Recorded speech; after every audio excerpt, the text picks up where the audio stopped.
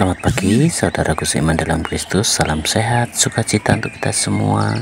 Marilah kita siapkan hati dan pikiran kita untuk mendengarkan firman Tuhan.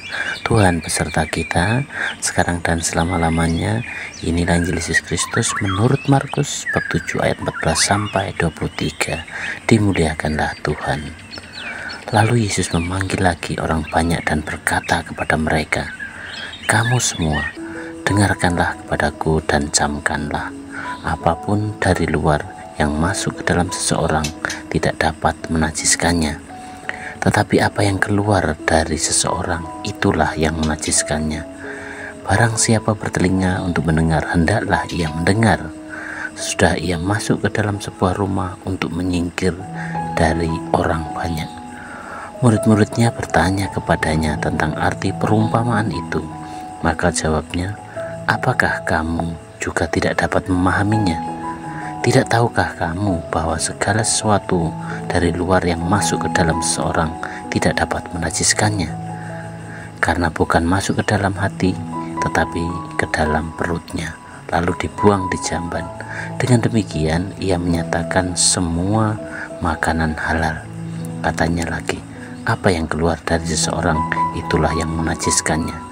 Sebab dari hati orang timbullah segala pikiran jahat, percabulan, pencurian, pembunuhan, perzinahan, keserakahan, kejahatan, kelicikan, hawa nafsu, iri hati, hujat, kesombongan, kebebalan.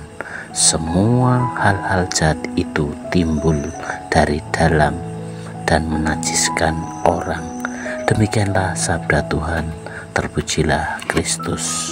Pagi para sahabatku, saudaraku seiman dalam Kristus. Tema renungan kita hari ini adalah hati yang murni di hadapan Allah.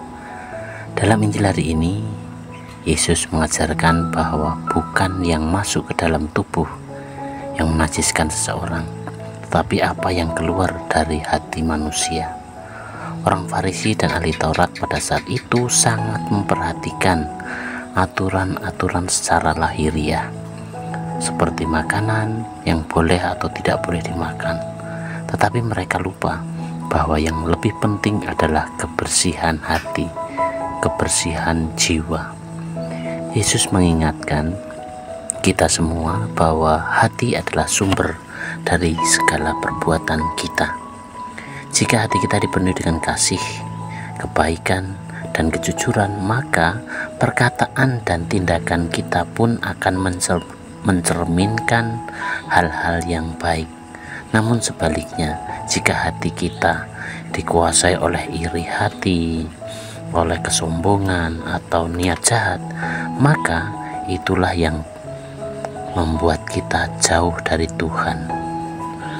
Saudaraku seiman dalam Kristus, melalui renungan hari ini mengajak kita semua untuk lebih memperhatikan keadaan hati kita, lebih peduli bagaimana kuasa hati itu mempengaruhi hidup seseorang.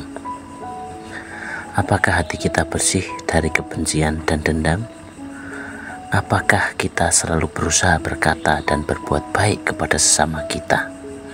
Untuk itu, saudaraku seiman dalam Kristus, mari kita mohon kepada Tuhan agar selalu membantu kita menjaga hati kita, kemurnian hati kita, dan hidup dalam kasih Tuhan, sehingga apa yang keluar dari diri kita adalah kebaikan yang membangun, bukan sesuatu yang menajiskan.